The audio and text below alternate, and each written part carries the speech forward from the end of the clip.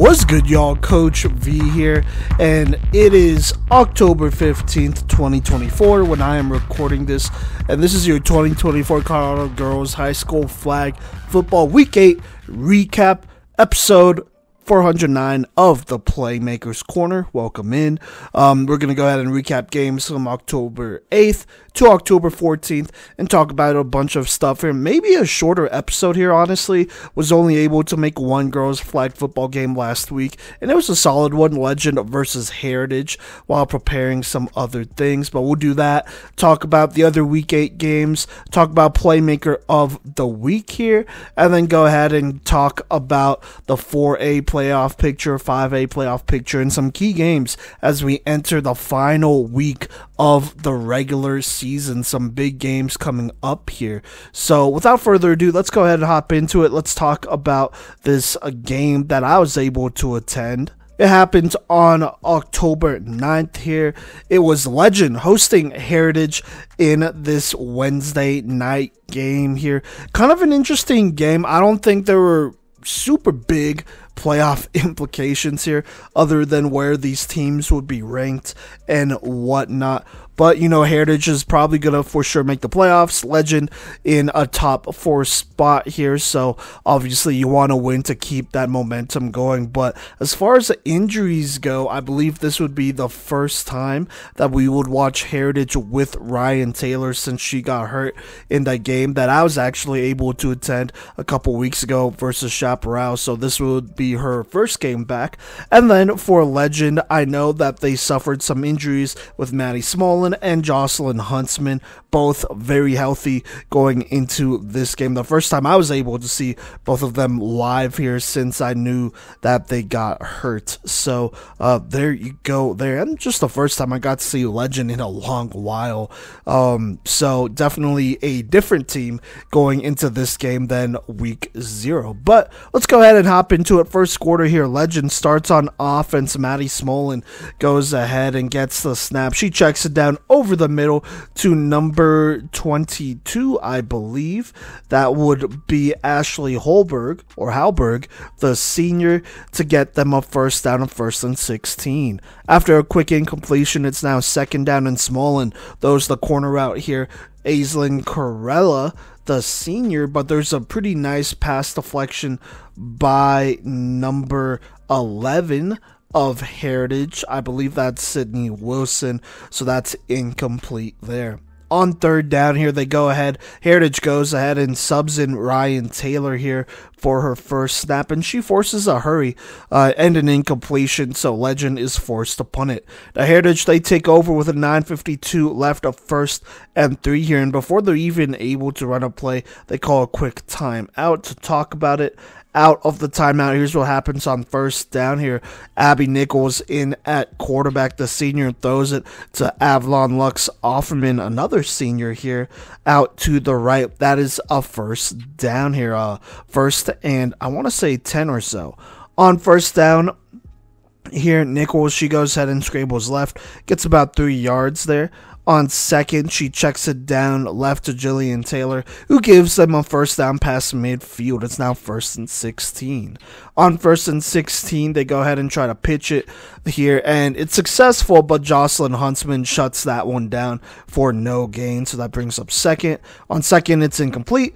On 3rd, it's a quick check down to number 3, Alina Sheenaberry, who's stopped by Huntsman. Again, barely able to get a yard or two, more than 3 yards on this one, so it's 4th and 13.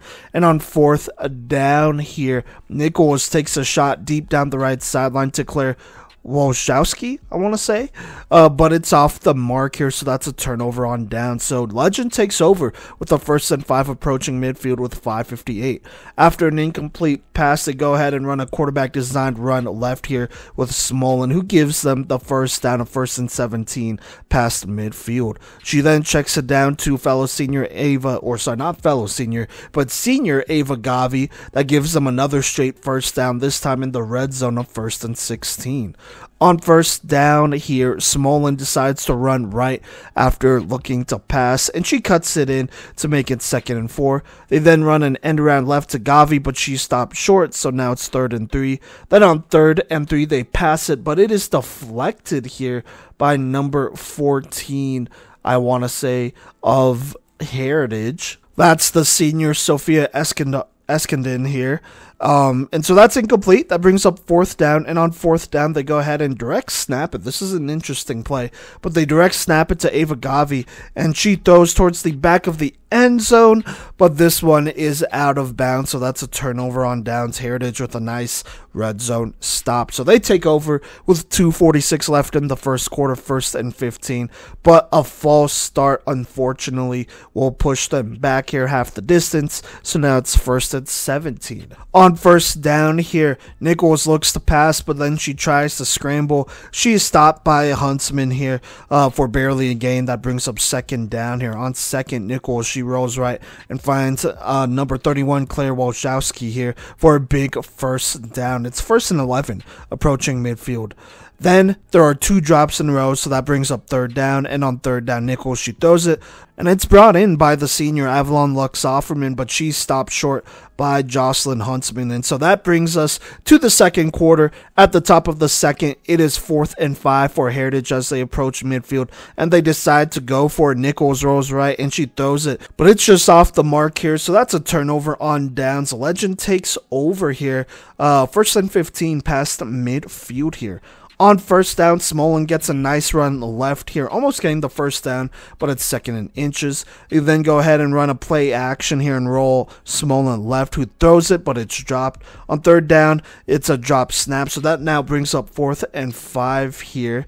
And on 4th and 5, Smolin looks to pass, and it is intercepted by Caroline Belair of Heritage. A nice pick here to make it 1st and 12. And so Heritage, they take over here, but unfortunately, they would end up going 3 and out here. A nice sack by Janine Milton here would pretty much end that drive on 2nd down pretty early, and they would just not be able to get anything going. And so Legend, they take over past midfield with 8:22 left here.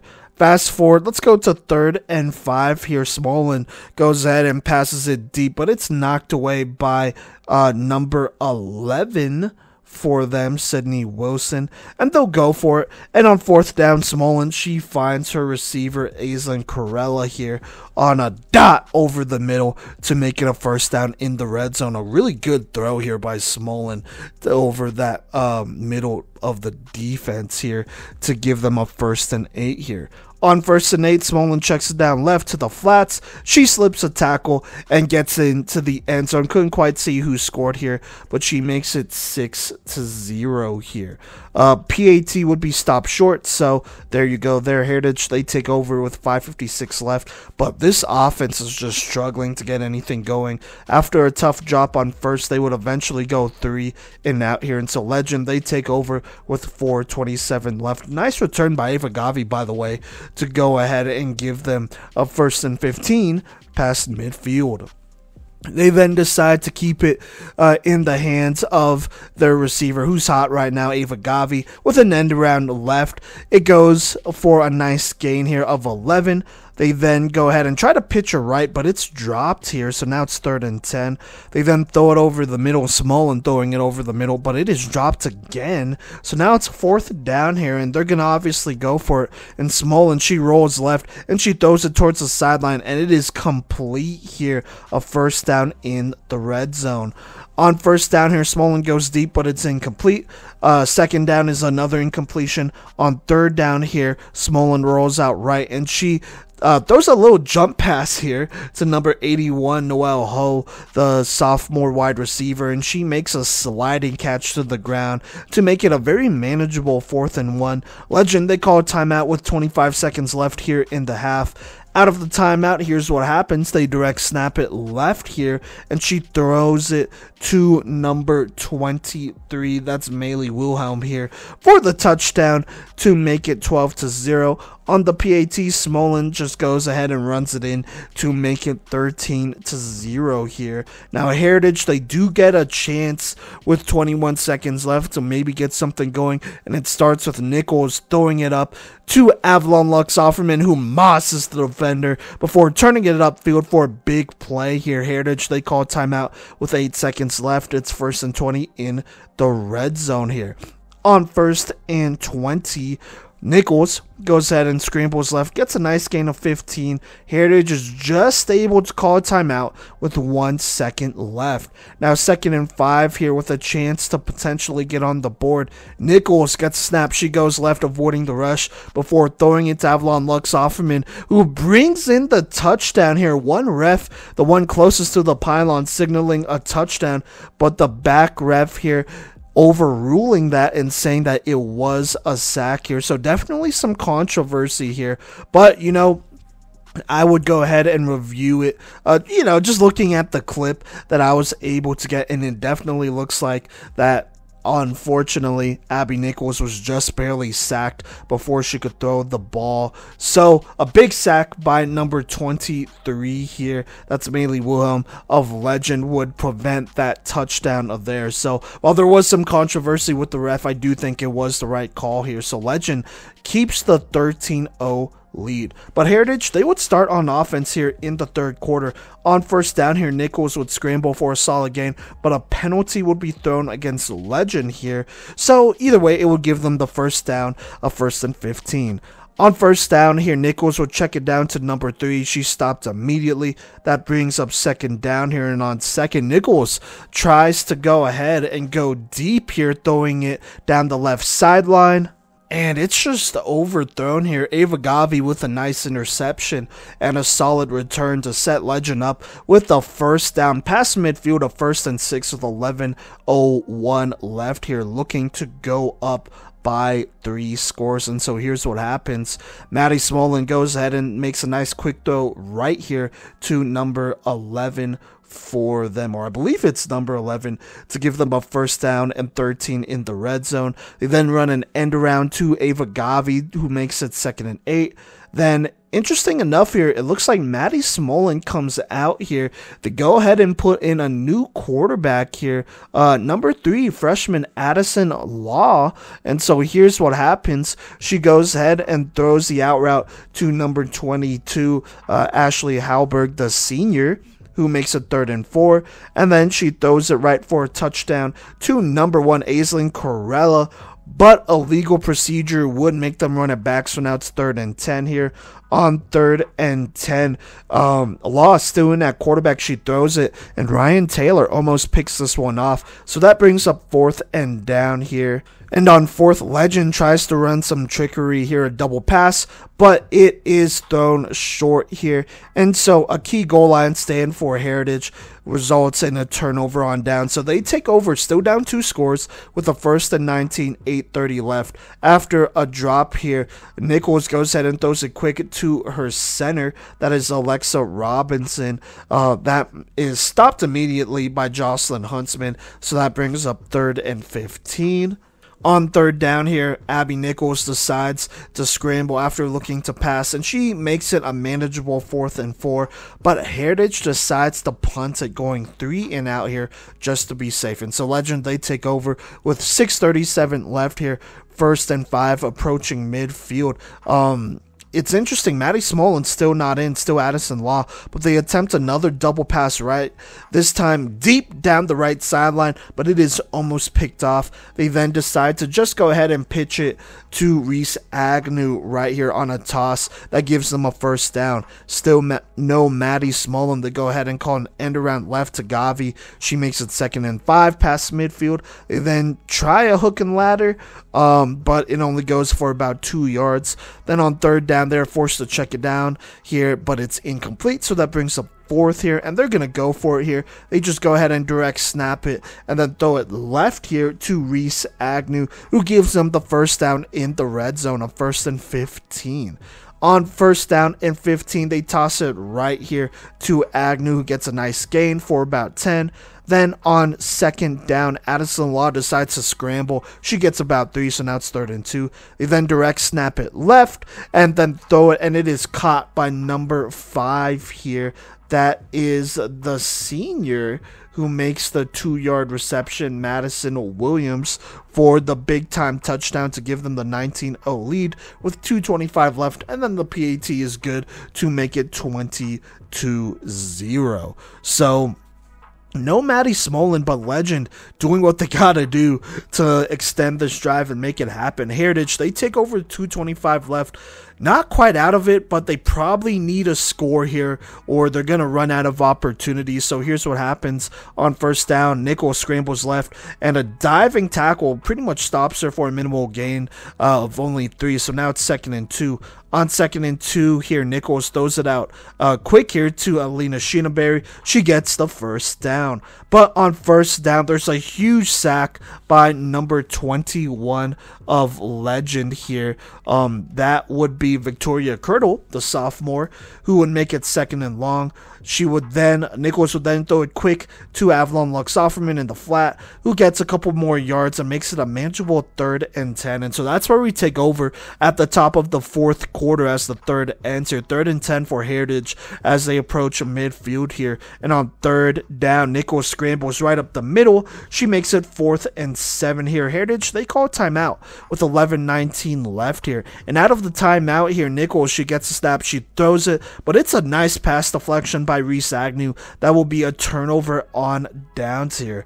Now Legend, they take over with 11:09 left here. At one point, Maddie Smolin goes back in. I think she has a cast here on one of her hands, or not her throwing hand though, so her left one. But just fast forwarding here a little bit here on 4th down, Legend calls a timeout at 8:33 left. They're going to go for it. They pass it, but it is dropped, so that's a turnover on downs. Heritage, they take over with 8:46 left here, a 1st and 15.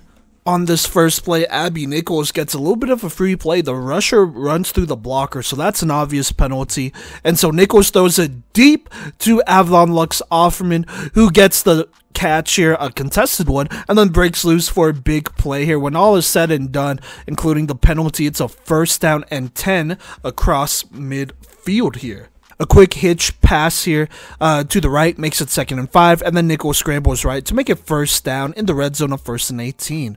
First down is incomplete. 2nd down, the corner route's incomplete. On 3rd down here, the pass is just dropped. So now that brings up 4th down here. Heritage needs a score, and here's what happens. Nichols just goes ahead and rips it towards the right corner to number 26, Jillian Taylor, and she throws a dot just in between the defender's hands to get it into Taylor's hands here on the throw over the shoulder, who walks it into the end zone to make it 20-6. They go for 2 here, and Nichols goes ahead and runs it right and wins towards the edge to make it 20-8 here. And so Heritage right back in it, but they need a stop here. Legend taking over with about 5 minutes left.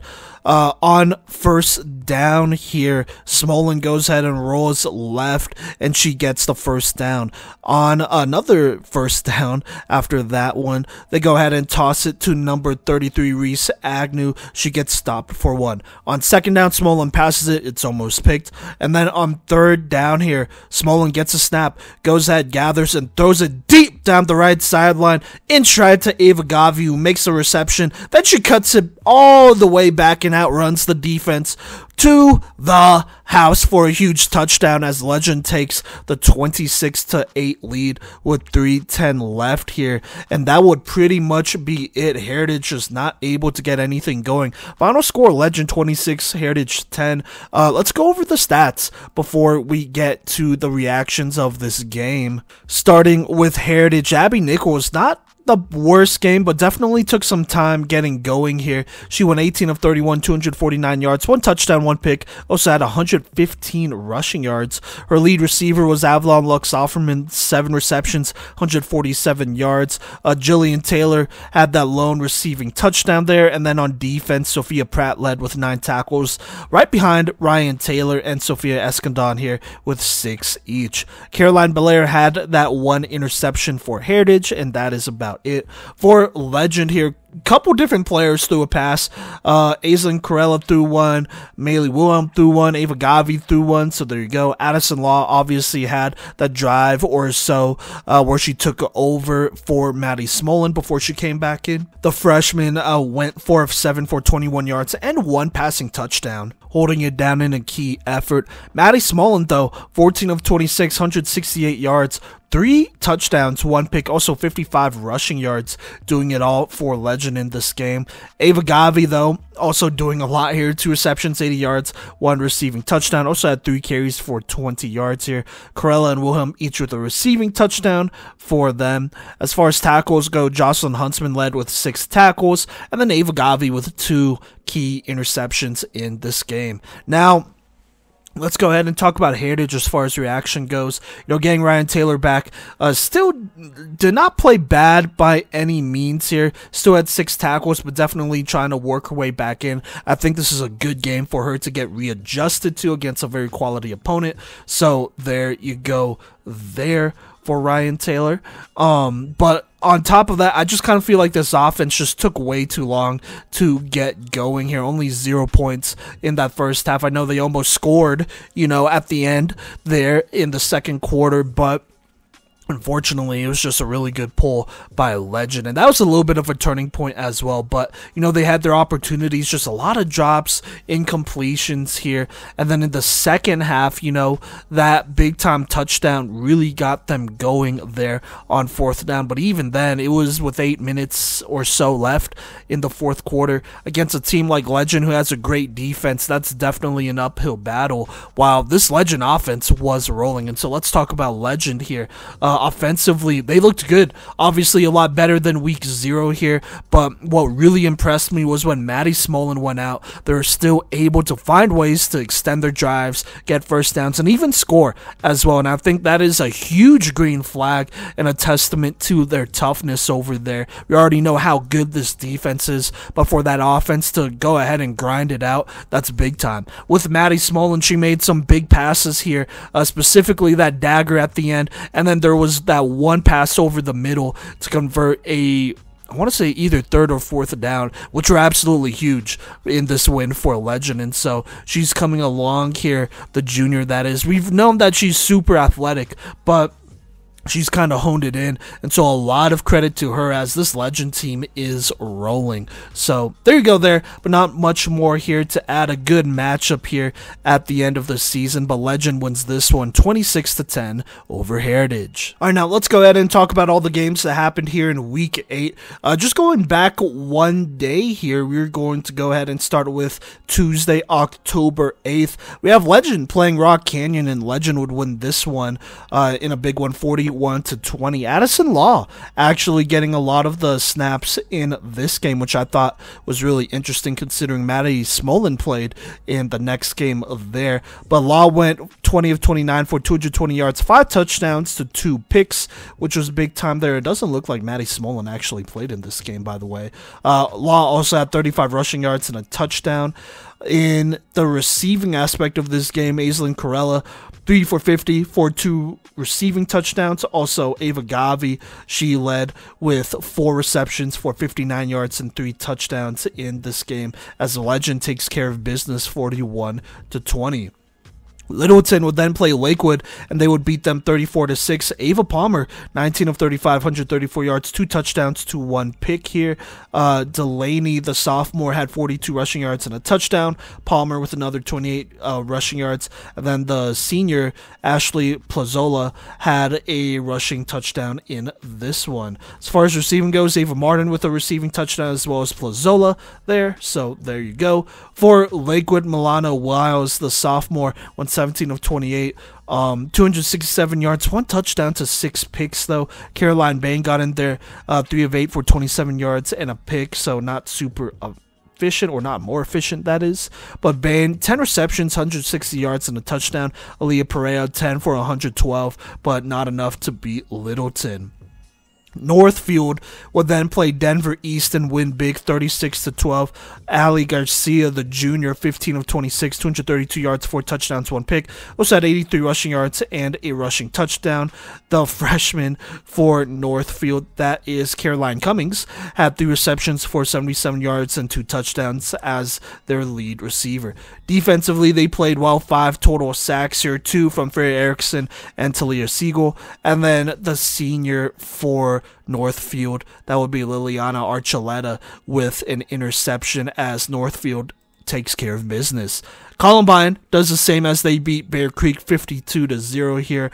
The junior quarterback for them, Jordan Washington, had herself a day, 15 of 26, 116 yards, 5 receiving touchdowns. Also had 56 rushing yards and a rushing touchdown in this one. Number of receivers caught a touchdown, including Michaela Heineke, Reese Swenson, Mikhail Murphy, Emma Hertz, and Jazzy Dunaway as Columbine wins big.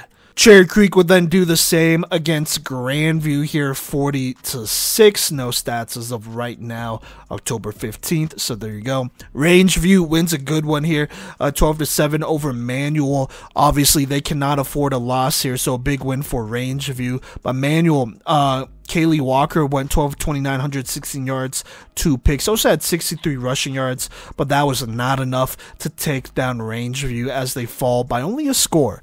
Denver South, they beat Smoky Hill 32-6 here. Iris Duran, 19 of 31, 193 yards, 5 passing touchdowns in this game. 2 players like Emmy Green, Marley Witso, Asha Daniels, Dylan Moyer, and Alex Fort as they beat Smoky Hill. Kennedy would play Denver North, and Denver North would win big, 66-14. Thomas Jefferson would play Denver West, and West would win this one 12-0.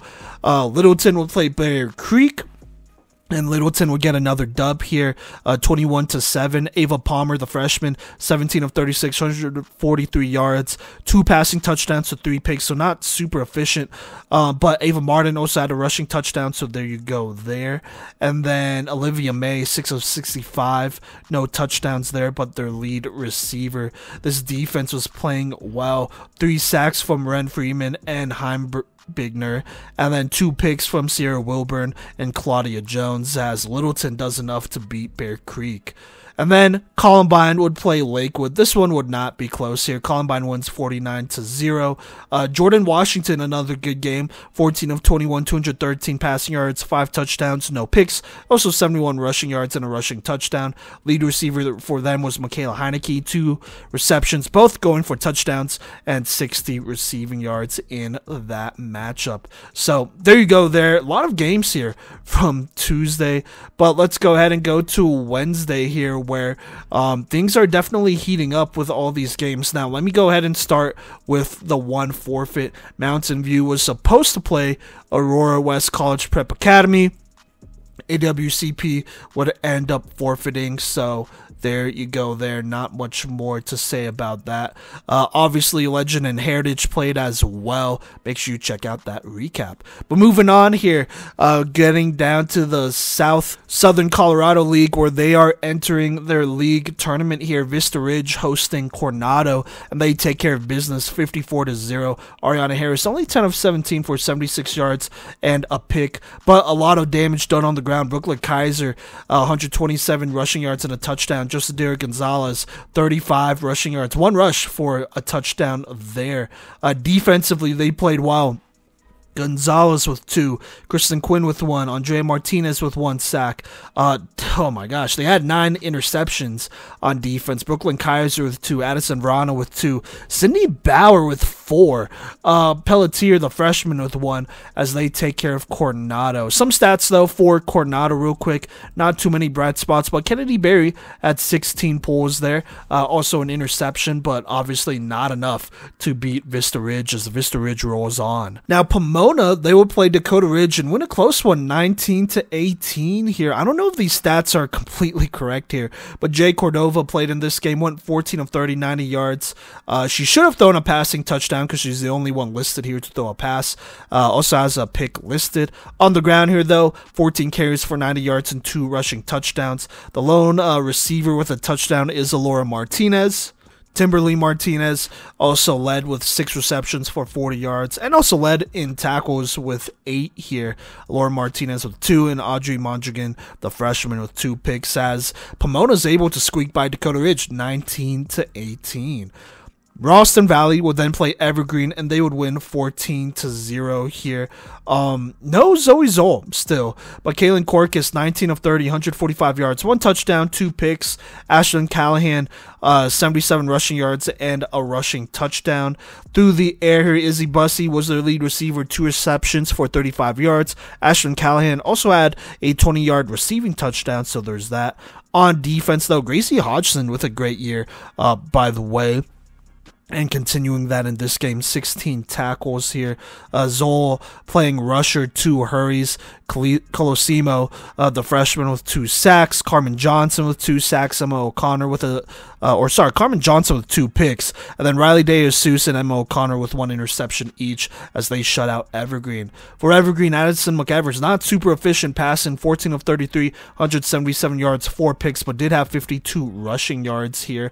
Ella Bunning leading with 6 receptions for 80 yards, but not enough to take down Ralston Valley as they do get shut out. Horizon would then beat Aurora Central 23-6 here. Sophia DeAnne, the sophomore, 5 of 10 for 97 yards and a passing touchdown. It looks like Junior Guevara had a passing touchdown in this game here. Genia Harris bringing in 2 of those touchdowns as Horizon takes care of Aurora Central. Smoky Hill would then beat Overland 38-6 here, which is very interesting. I don't think Smoky Hill's stats are complete, so we're just going to go ahead and move on here. Chatfield would play Green Mountain, and they would beat them just barely here, 13-12. A 7-point third quarter would give them the edge there, which is absolutely big time for Chatfield to win this one here. Alexis McClellan, one of their passers, 18 of 35, 101 yards, 1 touchdown, 1 pick. Sadie Goodwin, though, got some passes and was efficient. 6 of 10 for 102 passing yards. Jaden Lodice also getting in there per usual. 3 of 6 for 44 yards here. As far as receiving goes, Ducky Archuleta, 11 receptions, 84 yards. Lodice, 4 for 62. And then Sadie Goodwin, 5 for 53 and a touchdown. On defense here, Archuleta and Taryn Binion led with 3 tackles here. Keena Archuleta had a sack and then 7 picks. 3 from Ellie Buck, 1 from Bella Concilio, 1 from Jaden Lodice, 1 from Lauren Scott, and 1 from Ducky Archuleta as they take down Green Mountain. For Green Mountain, not the greatest passing performance here. Chloe Verbeek with 3 picks, Avery Friedman with 2 more picks, but did throw a touchdown on 8 of 13 passing for 82 yards there. Sasha Kalani, 6 carries, 84 yards, and a rushing touchdown. And then Kara Harris, 4 receptions, 44 yards, and a receiving touchdown in their lone ones there. 5 sacks from this defense from Trotter, Hildebrand, Emmons, and Hurdle. So there you go there. Yeah, just kind of a tough loss for Green Mountain, but a good win for Chatfield. Moving on here, Elizabeth at Vista Ridge, by the way, in that pool play, would go ahead and play Coronado in SCL gameplay here, and Elizabeth would win 14-0. Abigail Monchak, 10 of 18, 141 yards, 2 picks, unfortunately for them. But on the ground, they were successful. Emma Gould, 11 carries, 47 yards, and a touchdown. Gwen Hackett, 4 carries for 21 yards and a touchdown. London Machado, 5 receptions, 71 yards in that winning effort. For Coronado, the struggles continue here. Their lone bright spot really just being Kennedy Berry, who had 15 pulls here. And that's about it as Elizabeth takes care of Coronado. Arvada West would then play Valor Christian here, and they would blow them out 39-6, a dominant performance here. Sailor Swanson, 29 of 36, 313 passing yards, 5 passing touchdowns, no picks, also 51 rushing yards and a rushing touchdown. Her receivers went to work here. Santana Pena, 9 receptions, 103 yards and 2 touchdowns. Molly Shellpepper, 7 for 102 touchdowns. Sarah Walker, 8 for 67 and a touchdown as they went crazy here. Tackle-wise, Harper Tillman with 9 tackles in this game. Alyssa Alberts with 2 sacks. Alex Santo with 2 sacks. Lindley McReynolds with 3 sacks. And then Harper Tillman also had a pick as they take care of Valor. For Valor, the struggles continued against A West in their second matchup. Faith Prinzo, 17 of 30, 117 yards, 1 touchdown, 1 pick. So there you go there. Lead receiver for Valor would be Alexis Wood, 4 receptions, 38 yards, and a touchdown for them. Their lead tackler would be Reese Beezer, who had 10 tackles. So a pretty solid game here. They were able to get a lot of sacks, though. Margot Harry with 2, Gunnarsson with 1, Jade Harry with 4, Stella Westcott with 1, but Arvada West still getting that 39-6 dub. Moving on here, Mullen plays Cherokee Trail, and they take care of them 40-7 here. Steffi Thomas, 11 of 24, 136 yards, 3 touchdowns to 2 picks. Also had 137 rushing yards and a rushing touchdown there. Lead receiver, Zavi Garcia, 3 for 36 and 2 touchdowns as they take care of Cherokee Trail. Moving on here, Legacy plays Thornton, and they win a close one, 18-12 here. They would shut out Thornton in that second half while also scoring a touchdown to give them that lead. For Legacy, Gianna Schmidt, 23 of 37, 221 yards, no touchdowns, but 3 picks. They were able to run the ball, though. Schmidt with 81 rushing yards and a touchdown. Phoebe Crosby with 1. It also says Rachel Jones has a receiving touchdown, so that means Schmidt must have thrown 1 at least. So there you go. But Rachel Jones, 5 receptions, 106 yards, and a receiving touchdown in that winning effort. Moving on here, we have North Glen versus Mountain Range, and North Glen takes care of business 36-6 here. Sydney Reese, 12 of 26, 180 yards, 4 touchdowns, also 43 rushing yards. Lead receiver was Eliana Carpio, the senior, 3 receptions, all went for touchdowns, so the hat trick there, and 82 receiving yards there. Fujinami, Evelyn Hymas, and Leah Hymas each had a pick in this one as they take care of Mountain Range. For Mountain Range, Linda Archuleta, 8 of 32, 125 yards, kind of struggling there. Layla Robinson, one of their lone bright spots, 5 for 64 and a touchdown, but not enough to beat North Glen. Arapahoe then gets a big win over Eagle Crest, 28-0 here. Whitney Folger, 18 of 24, 166 yards, 4 passing touchdowns, also 106 rushing yards in this game. Alexa LaDuff, 8 receptions, 102 yards, 2 touchdowns. Bradley, 6 for 48 and a touchdown. Izzy Usagani, 1 13-yard touchdown reception there. And then on defense, Riley Kelly with 12 here. And then Hannah Cadwalder, their lone, or one of their lone seniors, with an interception as they take care of Eagle Crest, 28-0. Vista Ridge would then play Elizabeth here one more time at home, and they would beat them 33-6 here. A lot of damage being done, it looks like, on the ground here. Kaiser with 78 rushing yards, Ariana Harris with 67 rushing yards. Ashley Gao had a receiving touchdown along with Meadow Huestis, I want to say. 4 sacks from this defense from Josadera Gonzalez, Hayden Newberg, Elena Quinn, and then 2 picks from Brooklyn Kaiser and Addison Rana, who are on fire in this game. Probably some incomplete stats there, not going to lie, but you know, it is what it is. Moving on here for Elizabeth, Abigail Monchak struggled 3 of 17. Only 83 yards, 1 touchdown, 1 pick here. Emma Gould had 1 45-yard receiving touchdown, but that would be it as Vista Ridge dominates pool play there. Mountain Vista then plays Thunder Ridge in a little rivalry game here in Highlands Ranch at halftime help, and they would win big, 45-7. Ariana Aki, another great performance, 28 of 39, 302 yards, 6 passing touchdowns, only 29 rushing yards this time, but doing a lot of damage through the air. Players who caught a touchdown: Riley Rivera, Serena Reeder, Isabel Valent, Braylon Looney, Addison Devlin, Liana Rivera, Lindsay Dondero. So a lot of players right there. On defense, Sophia Clues led with 6 tackles. Kiana Galo, I want to say, or Galu, had a sack, and then Lindsay Dondero and Caitlin Jenkins with a pick each as Mountain Vista wins their Highlands Ranch rivalry. Cherry Creek would then go ahead and blow out Denver East 48-0. Chaparral would play Douglas County in kind of a close one, and they would win 27-18 here. For Chap, Zoe Fink, 26 of 31, 239 yards, 4 touchdowns, 2 picks. O'Donnell only 33 rushing yards, but this passing game was doing well here. Sidney Matthews, 6 for 73 and a touchdown. Salem Sherman, 4 for 62 and 2 touchdowns. O'Donnell, 3 for 45. And then Jamie Baum, 3 for 36 and a touchdown there. For Douglas County, Jillian Cabral, 16 of 33, 153 yards, 1 touchdown, 2 picks. Also had 58 rushing yards and a rushing touchdown. The lone receiving touchdown was to Riley Covert, who was their lead receiver with 6 receptions for 63 yards. But just not enough here on defense to beat Chap as they win. Pretty solid game here, 27-18. And so that'll do for the Wednesday games. Let's go to Thursday. Just a handful of games here, but let's get to SEL play. We have Vanguard playing TCA. And just like the other matchups, it went as expected. TCA winning big here, 61-0. Let's actually go ahead and stay with those games. Vanguard would play Ellicott, and Ellicott would beat them 14-12.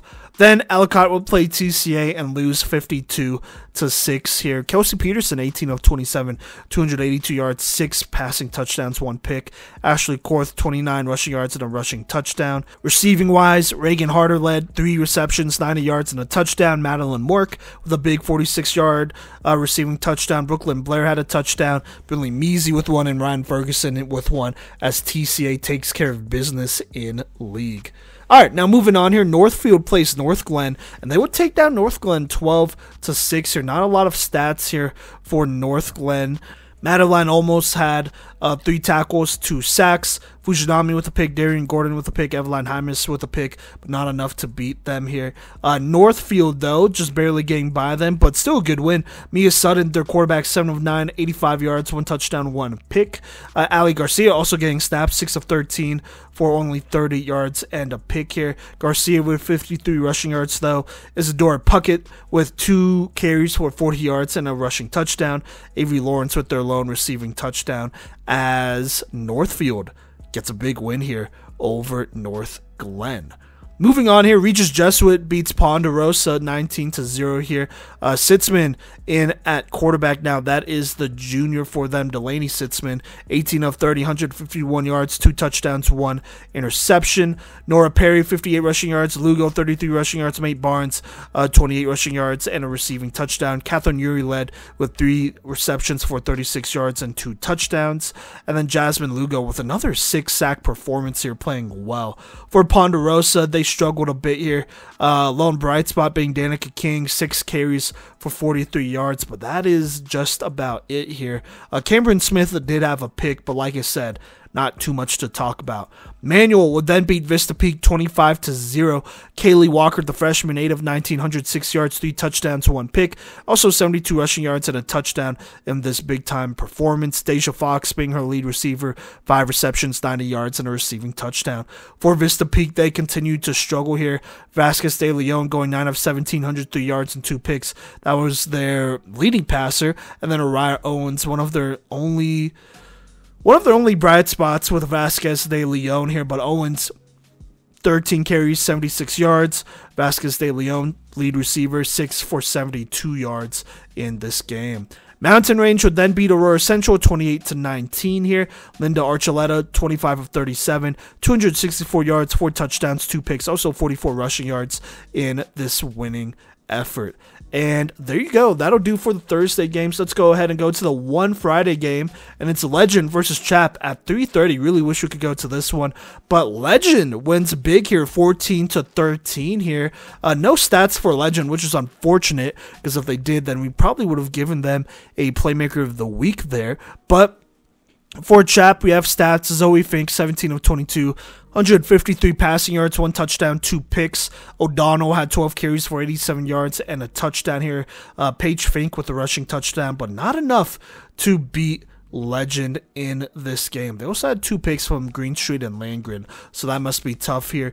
Potential playoff matchup in the future, so it would be interesting to see how a second round would go. Moving on to Saturday, October 12th, a couple games to talk about here from the SCL League in Southern Colorado here. Let's go ahead and talk about it. Doherty plays Colorado Springs Christian. And Doherty would beat them 38-0 here. It wasn't super close. Neela Thompson, 9 of 14, 65 yards, 4 passing touchdowns to the senior. That would be Brooklyn Dorrance. The junior, number 17, Leilani Daniels, Alyssa Ramos as well there. And then I believe Bridget Duffy, if I am not mistaken. All getting scores in this game as they take care of business. Thornton would then beat Lincoln just barely, 13-12. Valor Christian takes care of Smoky Hill, 40-12 here. Faith Princeau, 13 of 21, 241 passing yards, 3 passing touchdowns, 74 rushing yards, and 2 touchdowns in that game there. Air Academy would beat Colorado Springs Christian 6-0, and then Air Academy would play Doherty, where they would fall to them in overtime, double overtime. It looks like no scores in regulation, but they would both score in OT, and then Doherty would get the score and stop in double OT. They're winning 12-6. Which, is absolutely huge. Neela Thompson, 12 of 19, 121 yards, 1 touchdown, 1 pick here. Alyssa Ramos, 10 carries for 87 yards and a rushing touchdown. Also, 4 receptions for 69 yards and a receiving touchdown in that game there. Defense played pretty well here, only allowing a score but snagging 4 picks. Marquez, Neela Thompson, and Leilani Daniels had picks. Daniels with 2 in that one, as Doherty wins their pool here 12-6 with a win over Air Academy. Denver East would beat Rangeview 12-6. That's kind of a big deal there. That might keep Rangeview out of the playoffs. We'll see what happens, though. And then last but not least, Arapahoe takes care of business against Rock Canyon, 36-6, a dominant win here that might put them in the playoffs. We'll see. But Whitney Folger, 15 of 27, 146 yards, 4 passing touchdowns. Carissa Skirtle with a 44-yard rushing touchdown, and then Folger had a rushing touchdown as well. Taylor Bradley had herself a game, 6 receptions, 104 yards, and 3 receiving touchdowns. And then Lizzie Padilla and Riley Kelly co-leading in tackles with 5 each. Lizzie Padilla with 2 interceptions, Daisy with 1, and Riley Kelly with 1 as well. As Arapahoe wins a pretty important game towards their playoff hopes. Moving on to Monday, October 14th. Only 2 games here, but we have Ralston Valley versus Mountain Vista. Mountain Vista winning this one pretty easily, 48-21 here. Ariana Akey, 23 of 30 for 309 yards and 6 passing touchdowns, also 81 rushing yards. Serena Reeder with the hat trick, 3 receiving touchdowns, only 3 for 12 on this game here, but very efficient there. Kaylee Besh, 2 for 52 and 2 touchdowns, and then Braylon Looney, another great game, 6 receptions, 92 yards, and a touchdown in this game there. And then last but not least, we have a pretty close game here, Chatfield versus Thunder Ridge. Thunder Ridge winning this one just barely here, 20-19 here for Chatfield. McClellan, 14 of 20, 128 yards, 2 touchdowns, but 3 picks though. Did have a rushing touchdown. Ducky Archuleta, the lead receiver, 8 receptions for 94 yards and a touchdown. Jaden Lodice, 4 for 41 and a touchdown there. Defense didn't do too bad here. 4 sacks from them. Keena Archuleta with 1, Hollenkamp with 1, Ella Wood with 2, and then Lodice and Ellie Buck with a pick each. But a 1-point loss, which is a tough one to Thunder Ridge regardless here. 20-19. So there you go. But that'll do for week 8 of the Colorado Girls High School Flag Football season here in 2024.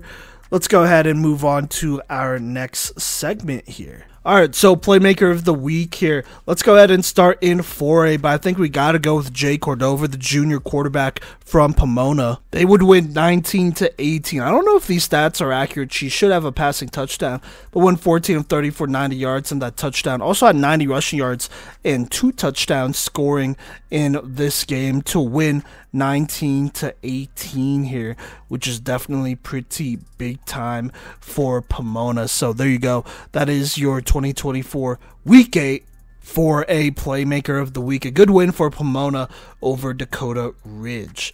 Moving on here to 5A, I think we got to go with Chatfield's Melanie Archuleta, aka Ducky Archuleta, specifically in her game against Green Mountain. It was a big one for her here, but in this game where they won 13-12, she was their lead receiver, 11 receptions, 84 yards here. Also, Colette in tackles with 3, and then on top of that, had a pretty big pick 6 here that would help them win this game. Even in her game against Thunder Ridge, she played pretty well too, and so for this win against Green Mountain, we gotta give it to Ducky Archuleta, who's your 2024 Week 8 Colorado Girls High School Flag Football Playmaker of the Week.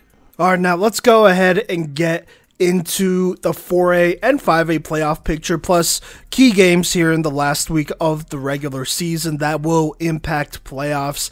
Next week, we'll be talking about playoffs and whatnot, as we will have the actual bracket, but for now, we're going to go off the seeding index, which is how they're going to seed these playoffs here. 20 teams make it, and you can check that out on Chas's website. The data we have is updated as of right now, October 15th, 5:32 p.m. That goes for 4A and 5A. But let's start with 4A here.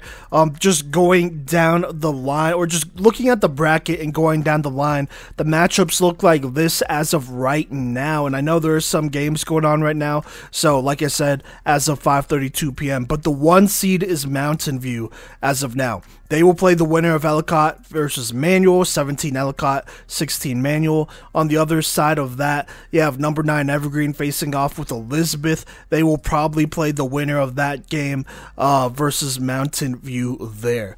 Then we have number 5 Green Mountain versus Denver West here. They will play the winner of whoever wins Denver North and Littleton, and then whoever wins that one faces off with number 4 Vista Ridge there. So Vista Ridge in a pretty favorable spot, to be honest with you there. At 3 is Mullen here. They will play the winner of Colorado Springs Christian and Highlands Ranch. On the other side of that, you have number 11 Air Academy versus number 6 George Washington. They'll play the winner after that game versus whoever wins that matchup versus Mullen. Then we got TCA at number 2 here. They'll play the winner of number 15 Thornton versus number 18 Ponderosa. And then on the other side, they'll play whoever wins, or I guess number 7 Pomona will face off with number 10 Dakota Ridge, and they'll play the winner of that TCA matchup. And honestly, that's an intriguing matchup between Pomona and Dakota Ridge. Their matchups this season have been pretty close, so that could definitely get interesting there. But there you go, that is the 4A bracket as of right now here. Still a lot of games to be played here, and some significant ones that will decide who plays who and potentially who makes the playoffs as things begin to heat up. But just starting in 4A here, let's just go down the week. As of today, October 15th, Tuesday, there are a couple games going on right now. I'll give the update of what's happening. Air Academy just beat Colorado Springs Christian by 2. Ellicott beat Coronado 14-12 here. Bear Creek beat Lakewood 26-15. Colorado Springs Christian beat Coronado 13-0. And then coming down to the key games here, Arvada West currently leads Green Mountain 13-0 here in the third quarter. That's a key game there. If Green Mountain could make that one close, they could potentially move up a bit more and get a more favorable matchup. So there you go. Mountain View is also playing Valor Christian right now. That's huge for a lot of reasons. If they fall to Valor Christian, then their number 1 seed could definitely be in jeopardy, because TCA also lost to Valor Christian, and we're going to talk about TCA later here. But if Mountain View beats Valor, then they should secure the 1 seed in that one. So we'll see what happens there.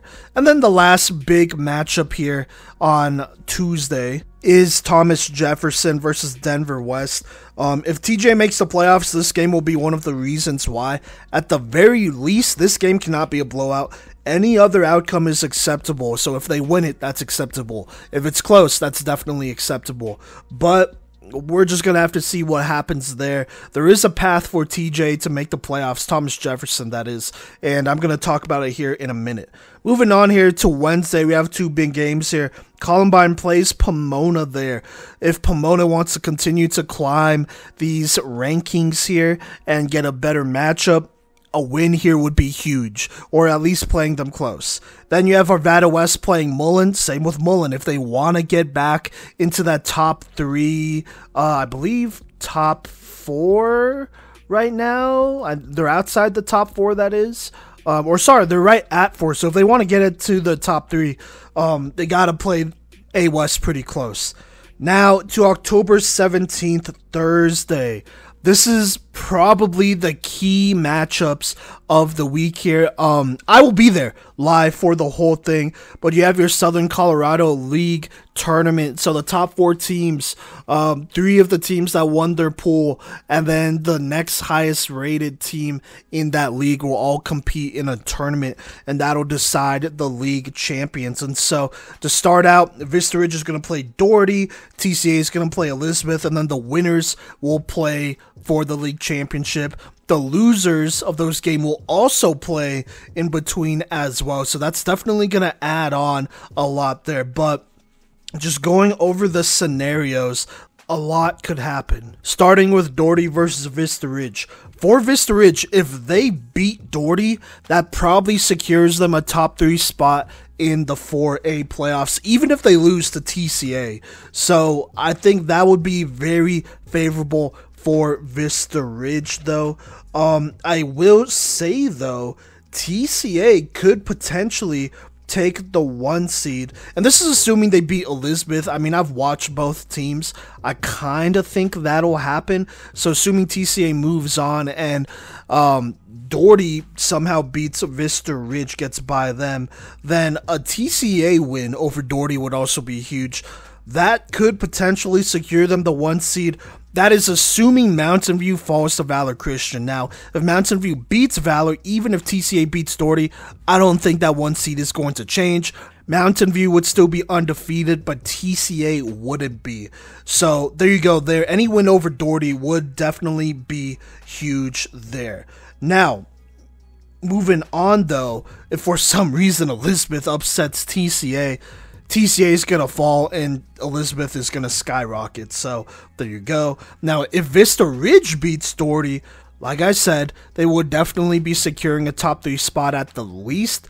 But if for some reason Vista Ridge, not for some reason, but just assuming that they beat TCA, that could secure them the 2 spot. Now, I don't think they could get the 1 spot because they would still be stuck at 3 losses. Mountain View would have 1 loss to Valor Christian, who is a top-ranked team in 5A. I just don't see a path for them to get that 1 seed, but they could definitely rise as high as the 2 seed. So there you go there. Now, the losers of those games, I mean, I don't anticipate them moving down a whole ton.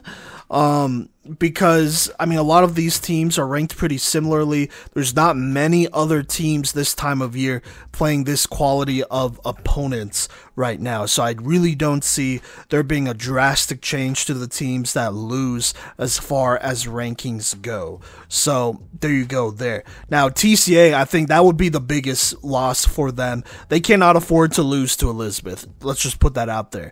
But Vista Ridge losing would be fine, same with Elizabeth, and we'll talk about Doherty in the 5A segment, but that's how important that will be. And then also it would crown the Southern Colorado League champions, which is so exciting. And so I will be there for most of the day, my old stomping grounds at the alma mater, TCA, so excited for that one on the 17th. Moving on, though, let's go to the 19th here. Thomas Jefferson versus Northfield. I said we'd talk about Thomas Jefferson's path to the playoffs or potential path. Here it is. For TJ to get their best chance of making the playoffs, winning this game in the Denver West game is key. If they could do that, those 2 wins could be enough to secure them a playoff spot. Because right now, Colorado Springs Christian has 2 wins. They're 2-10. Right behind them is Coronado, who's 2-10, and then AWCPA, they're 3-8. Thomas Jefferson's 3-9. If they win 2 more games, that puts them at 5 wins. Northfield is a playoff team. Denver West is a playoff team that should give them a playoff spot if they win out. Now, if they split, I think there's still a good chance that they could make the playoffs, but then it comes down to, okay, well, how close were these games, right? Was the win big enough? Was the loss small enough? We'll see there. I think it could get complicated there, but Thomas Jefferson definitely has a path to the playoffs if they take care of business this week. And then last but not least, we have Denver West versus Denver North. That's not a huge implication game, but that definitely will decide who's ranked over the other in these 4A playoffs. So there you go there. All right, now moving on, let's get to the 5A playoff picture and the projected bracket. As of today, October 15th, 5:32 p.m. is the cutoff point there, but this is what the bracket looks like. With the 1 seed is Mountain Vista. They would currently play the winner of number 17 Regis Jesuit versus number 16 Horizon. On that other side, you have number 9 Douglas County facing off with number 8 North Glen. Whoever wins that matchup would play the winner of that Mountain Vista matchup.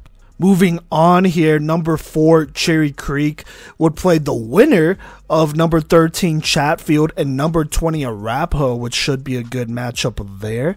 And then on the other side, number 5 Valor Christian would pull number 12 Heritage, and they would play the winner of that Cherry Creek matchup.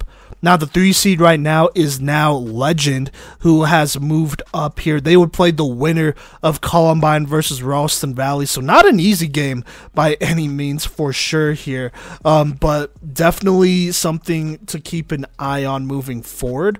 On the other side, you have number 11 Doherty playing number 6 Chaparral here. Like I said, this is as of today, 5:32 p.m. That could definitely change. We'll see. But the winner of that Doherty Chap matchup would play whoever wins that Legend matchup there.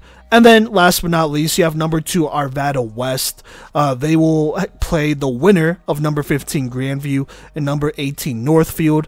And then on the other side, you have number 7 Thunder Ridge and number 10 Denver South. They would play the winner of that Arvada West matchup. And so looking at this bracket right now, it's definitely looking like a crash course as of right now, right? Looking at this projection, it looks like Arvada West and Legend would be the favorites on that side of the bracket. And then on the other side, you have some good teams. You have Cherry Creek, you have Valor Christian, you have Mountain Vista. It's going to be those 3 schools battling for whoever makes it to stay on that side of the bracket, which feels a little bit tougher than this other one right here. So there you go. But let's talk about some key games here in 5A for this last week of the Colorado Girls High School flag football season. Starting with the 15th right now, Arvada West versus Green Mountain. Like I said in the 4A segment, A West leads 13-0. That's only really a big deal if A West loses to Green Mountain. So there you go, and I don't think that's happening. Then you have Legend versus Thunder Ridge today here that I believe is currently in progress. So by this episode comes out, we'll know the outcome of that. But I'm just going to say this, a loss for Legend, it would be tough for them to make a top 4 spot potentially with this last week here and the lack of games. So cannot afford to lose that one. If Thunder Ridge wins that one, then they move up here, potentially a top 5 team rankings wise when the playoffs come around. And then on the same day, we have Mountain View versus Valor Christian. You know, Valor could definitely drop if Mountain View beats them. I think Mountain View is capable of that. So we'll see. But if Valor wins, then I mean, most likely they won't fall below 5 no matter what happens this week. They might secure a top 4 spot though, so we will see what happens. Moving on, we have October 16th. That's when this episode will come out. We have Columbine versus Pomona there. Pomona in 4A. That's probably bigger for Pomona than Columbine, but Columbine, if they lose that one for any reason, it could potentially be a little dangerous. We'll see. Columbine is currently sitting at 19, so I don't know what a Pomona loss would be, but I don't think that would drop them out of the playoffs. It depends how that game goes. Then we have Arvada West versus Mullen. That's definitely a bigger game for Mullen. If A West loses, that's the only big deal there. If they win, a win's a win. And then you have Legacy versus Horizon here. A win for Legacy could definitely potentially put them in contention for a playoff spot. Horizon is currently, just looking at this right now, they are currently sitting at 16. Legacy's at 23. So it is a little bit of a stretch, but a win here would be absolutely huge for them.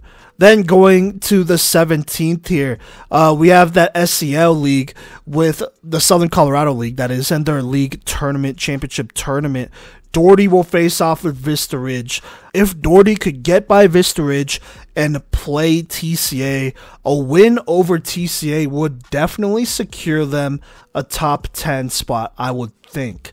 And, you know, potentially a more favorable matchup as well, because right now at 11 they got to play Chaparral, who has lost, or they lost last week, but that is a very good team. I don't know if that's the squad you want to face in the first round. Now, if they enter the top 10, then they could definitely face, say they take Denver South's 10 spot, they could face Thunder Ridge, which I think would be a lot more favorable. They could face Douglas County or North Glen.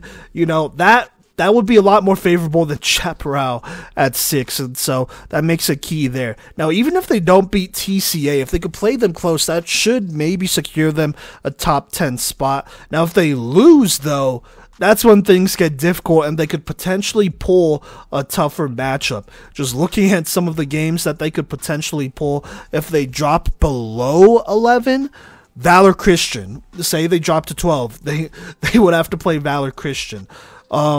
Which is not ideal at all. If they drop to 13, they would have to play Arapahoe, you know, who did beat Heritage as well very early on in the season, but still, they'd have to play Arapahoe there, or host Arapahoe, I would think. And then anything below 13, anything below 12, you know, they would have to play a game before playing a team who got a break, right? So they would be in one of those situations where the winner of this matchup then plays like an A West, or then plays a Mountain Vista or a Legend. You really don't want to be in that situation if you are Doherty. So a win over Vista Ridge is pretty key there. Moving on to the 19th, we have Thomas Jefferson versus Northfield here. I'm gonna be honest, Northfield, as of right now, is currently sitting... They're currently sitting at 18, which is not bad. But if they lose to Thomas Jefferson, I do think that could put them in jeopardy of losing a playoff spot. And that's where things could get complicated, so we'll see what happens there. On the same day, Rangeview would go ahead and play Vista Peak here. If Rangeview loses this game, then they're not going to make the playoffs.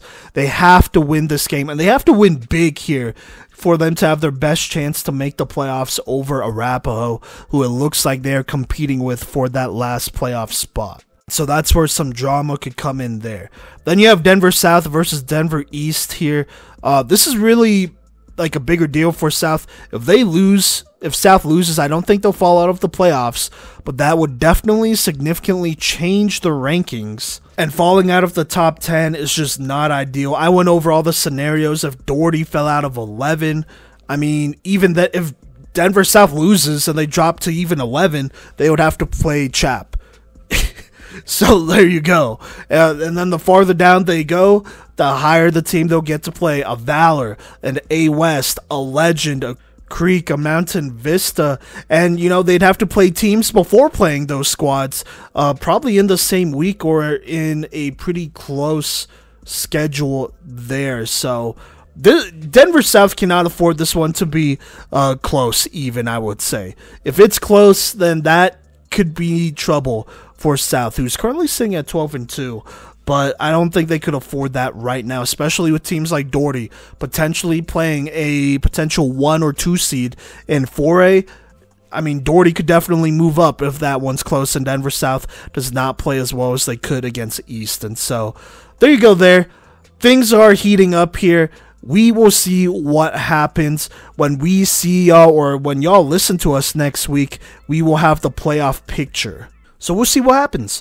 But thank you so much for rocking with us. I apologize. This was a pretty short episode. Gino had to go out of state. I had parent-teacher conferences. I just finished them today, in fact, so I couldn't go to games on Monday or Tuesday, and I just had other things going on, so I apologize on that. But we are going to be I'm going to be in Colorado Springs for the Southern Colorado League tournament here.